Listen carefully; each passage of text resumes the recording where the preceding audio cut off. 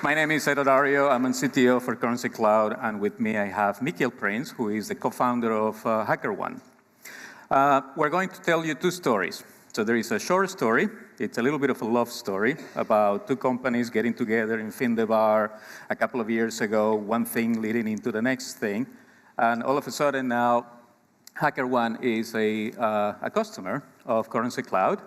And we are planning on becoming a customer of HackerOne in January. So if your mom or dad tell you that speed dating actually doesn't get to anything, don't believe them. The second story is probably a story that is much more familiar to developers all over the world. And it is a story of a developer or a company, small company, startup, whether it happens to be in India, in New York, in Buenos Aires, or in Johannesburg. And it is a developer with a great idea, an idea for an app, an idea for an application that may revolutionize social, or is an app that is going to help charitable donations, or is an app that is going to make enterprise process much easier. At some point, however, typically what happens is that you are going to have to deal with money, either collecting money, paying money, and sometimes transferring money from one country to another country. You all know that some of the key to success is speed to market. And as good developers, you have always two choices. You either can build or you can buy. And I'm here, of course, to tell you that when it comes down to cross-border transfer, there is no need to build. You can just use an existing API such as Currencycloud. Why is that?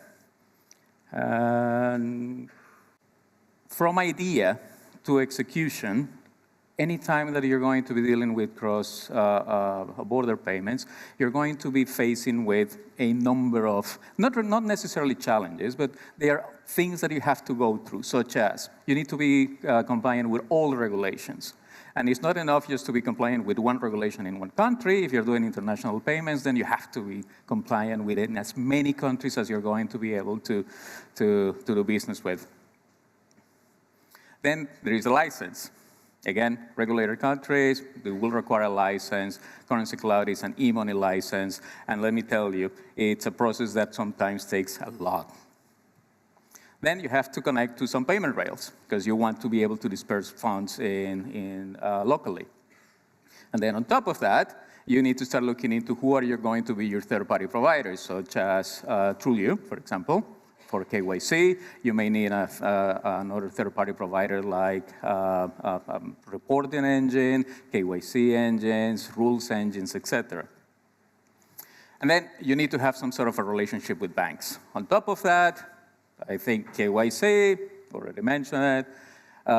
Then you have to look after your data. In the previous session, we were talking about encryption and why encryption of data is important. When you're dealing with payments, it takes a whole new element of importance because actually you're dealing with money, real money. And if the bad guys find a way to either get access to your data, then they can do things that ultimately is going to put your reputation as a business completely destroyed, and you don't want to do that.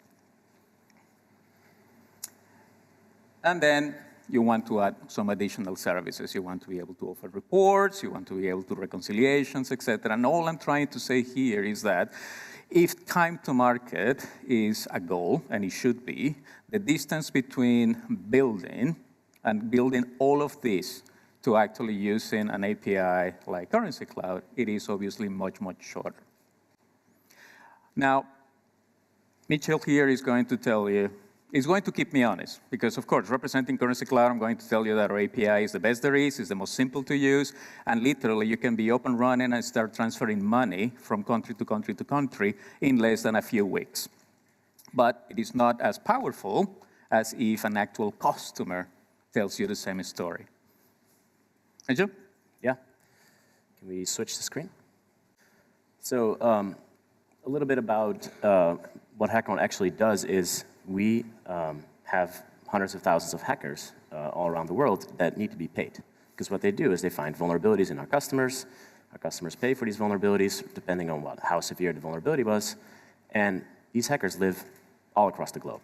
We literally have hackers in over 100 different countries. So we need to be able to pay hackers that live in 100 different countries, and They might have preferences of currency. They want something in their local currency. They want something in a foreign currency, whatever reason they might have. So we looked around. Currencycloud was one of the options we considered. Ultimately, the option we actually went with and integrated with. So what I'm going to show is a couple of really powerful features that we use with the Currencycloud API. One of them is we are looking here at a hacker that is logged into their account. They have received a bounty from one of our customers. And currently, they have PayPal configured as their default payout preference. However, PayPal takes a large currency exchange fee when they receive a bounty in a foreign currency, and they want to receive it in they want to pay less fees when they receive their money. So using that, we have built in the bank transfer option, which is all powered by the Currencycloud API. So if we click bank transfer right here, we are now pulling all of the information from the Currencycloud API and feeding that into this form. So let's say we are an individual and we live in the Netherlands. That is where I am from. My name is on the account. I can't see what I type, but I think it's fine. And I want to receive it in euros because that's my local currency. So what happens right now is that we are, again, querying the Currencycloud API to pull up the options that we have available. So right now, there's an option for a priority payment, which comes as a fee, which is basically a SWIFT or a wire transfer. And we have a normal payment as well, which is a local currency transaction. But based on this, if I change this, for instance, back to, let's say we don't live in the Netherlands, but we live in the Caribbean. And now we are, again, we want it in euros, but whatever currency we want, we can select it here. You see that automatically we have disabled already the normal payment, which is not available in the specific country. And this is all powered by the information backed by Currencycloud's beneficiary API. So let's go back, actually fill it in. Next step, we want to receive a normal payment.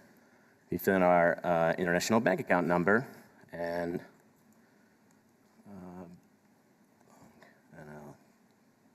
NL2A, and we save it. Automatically, we're doing a couple of checks to see if the bank account number is valid and all these things to avoid errors and sending money to the wrong accounts. And now we see that the user actually has the bank transfer set up as their default payout preference. Right now, they are done, basically. They're now just waiting for HackerOne to initiate the transfer, which we are doing from here. This is our little admin panel. And we use, once a day, we batch up all the transactions for a single transfer. So in this case, we have a Currencycloud transfer. And let me refresh that page here. And refresh. Yes, right there. So there's a new transfer ready for payment. I'm adding it to the batch. Oh, clicked wrong. I'm adding it to the batch. And we send it to Currencycloud. And basically, that's all there is to it. Right now, we are querying the user's preferences. We are making sure that they have the local currency available. So if it's a different currency, our account is in US dollars. We will buy the currency for the user. So we will change it to euros in this case. And we will then transfer it over to the user. And now they are receiving it in their bank account as fast as possible. Thank you. With 5 minutes to spare, actually we had a bit of a plan B, because you never know if you're going to do a live demo. You may be tempting the demo gods, and sometimes things go really, really bad. So we had a plan B that I would like to just show you a little bit. Could we switch back to... Thank you.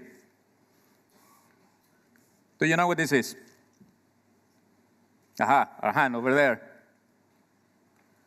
What is this?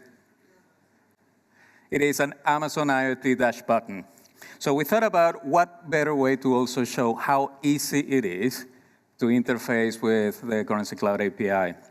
So what I did, literally outside, as I was waiting for the presentation to start, I just created a quick interface so that I can, if I click my button once, I'm going to get a rate.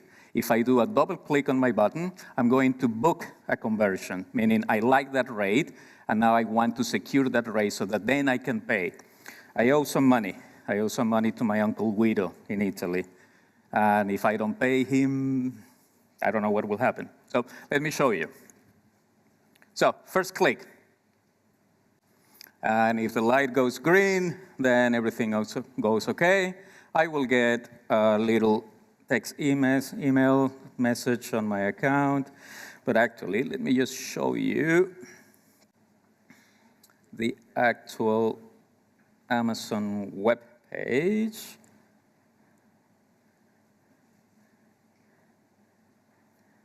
And it's processing, and here we go.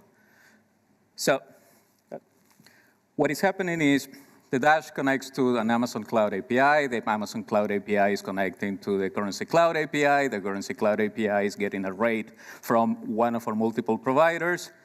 It then sends me an SMS message, and then in the log file, you can see that the rate that actually I was able to secure was GBP to euro, and I got it at 0.8063. This is as close as market rates as you possibly can get. One of the value adds that we provide with Currencycloud is not just give you the ability and the facility to integrate very quickly, but also promise that we're going to be very, very cost efficient, and we're going to get you as close to the market rates as you possibly can be without being a bank. Now, I just happen to like that rate, and I would like to just go ahead and book that conversion. So let me just close this so that you can see that there is no smoke and mirrors. So double click, and when the light goes green, then the system is processing, and we just need to refresh until it comes back. Let's give it a couple of seconds. And here we go. And let me just highlight this bit. So I just bought 9,866 euros, paying 7,959 GBP. So let me then just simply go back to what we call our user interface. Because in Currencycloud, we just don't give you, not only give you the API, but also we will give you a nice user interface so that you can do everything that I'm doing just automatically. You can do it manually as well. So let me just refresh this page. And of course, everything is going so well that most likely I'm going to time. Oh no, I didn't time out. That's good. Feeling lucky today. I may play the lottery. So now, this is the conversion that I just made with my Dash button. I'm going to select Uncle Guido. I am the payer. And some reason, and the reference is for services rendered. I will just make the payment, confirm the payment, and it is as simple as that. And I think we're ready for Q&A. Direct. The first question is, how does Currencycloud connect to banks? We do use backend integration. So we literally connect to the bank's APIs. So there is a process of vetting. There is a process of due diligence that some of our partner banks are going to impose on Currencycloud. But once we complete that, then we are allowed just to connect directly to them. Question for HackerOne. What would stop your hackers from hiding zero-day exploits from banking platforms? Good question. So the thing is, a hacker that doesn't finds a vulnerability and then doesn't report it, but keeps it to themselves or exploits it or sells it otherwise, I would not call them a hacker. I would call them a criminal. And the difference there is that criminals are not going to ask you for permission to hack you. They are going to do that anyway. So they're not going to ask you, hey, can you invite me to your bug bounty program on HackerOne? They're just going to hack you anyway. So there's nothing they gain by being on the HackerOne platform other than there's nothing to gain, basically. Mm-hmm. Currencycloud is a business-to-consumer. So to answer the question of who does the KYC, actually there are two elements. There are two sides to the KYC. Companies that use our API to provide services to their own consumers. So for example, use a person-to-person payment company. They will have to do a KYC, and then on top of that, we will do a KYC, a selective KYC based on the company, and then sporadically or based subject to our compliance and security teams, then we will perform further KYC on the individual. Excellent question. I think that for companies like ourselves, for companies in the fintech arena, PSD2 is probably the best gift we can possibly get for a very, very simple reason. We are competing against incumbents. We're competing against the Visas, the MasterCards, the banks that have been already in business for a long, long time, and the barrier of entry is tremendously difficult to get there.